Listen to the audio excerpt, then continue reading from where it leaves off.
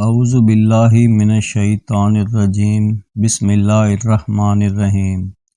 زلیخا جب حضرت یوسف علیہ السلام کی محبت میں بری طرح گرفتار ہو گئی اور اس کی حضرت یوسف علیہ السلام کو لبھانے کی کوشش ناکام بھی ہو گئی تو یہ خبر شہر میں پھیل گئی۔ بالخصوص مصر کے اعلیٰ طبقے کی عورتیں زلیخا پر لعن طعن کرنے لگیں کہ وہ اپنے غلام کی محبت میں گرفتار ہو گئی ہے۔ زلیخا کو یہ سب باتیں سن کر بڑی پریشانی ہوئی۔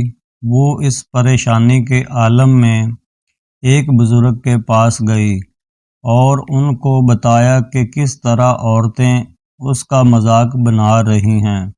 بزرگ مسکرائے اور کہا کہ پریشان نہ ہو، جو تجھے نظر آتا ہے وہ ان کو بھی دکھا دے۔ چنانچہ زلیخا نے ایک دعوت کا اہتمام کیا اور ان سب خواتین کو مدعو کیا اور اچانک یوسف علیہ السلام کو ان کے سامنے آنے کا کہا۔ وہ سب عورتیں محبوط ہو کر رہ گئیں اور اسی کیفیت میں مبتلا ہو گئیں جس میں زلیخا گرفتار تھی۔ اسی پر بس نہیں بلکہ انہوں نے اپنے ہاتھ کاٹ کر وہی تقاضا کرنا شروع کر دیا جو زلیخا کر رہی تھی۔ گویا حضرت یوسف کے مشاہدے سے پہلے وہ خواتین جس بات پر وہ زلیخا کو طنز و رشنی کا نشانہ بنا رہی تھی، اسی تجربے کے بعد خود اسی دام میں گرفتار ہو گئیں۔ دوسری جانب حضرت یوسف علیہ السلام تھے جو اپنے رب کی محبت میں گرفتار تھے۔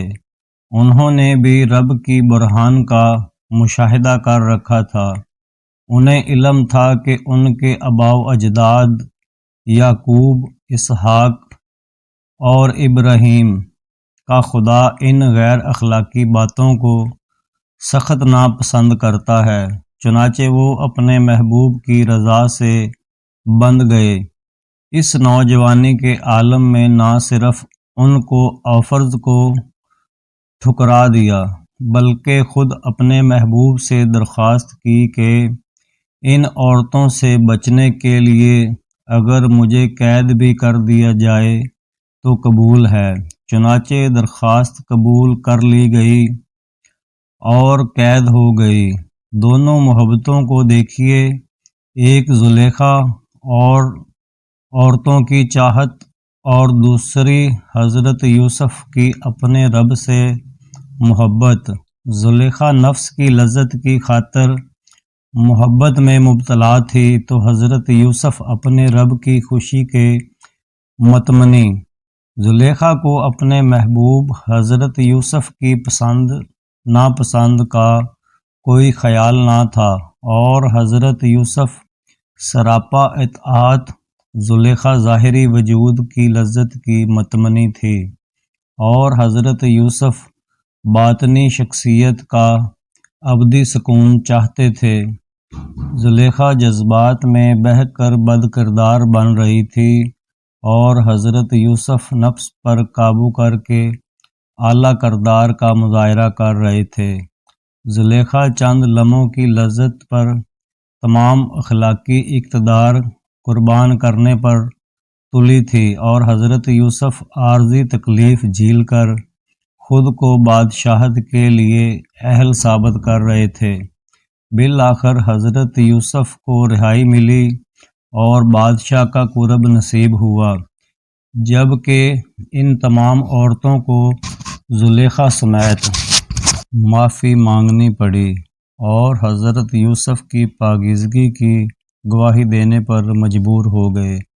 اس کے بعد ان عورتوں کی کیا جگ ہنسائی ہوئی ہوگی اس کا تصور ممکن نہیں۔ زلیخا اور یوسف کا طرز زندگی ایک استعارہ ہے۔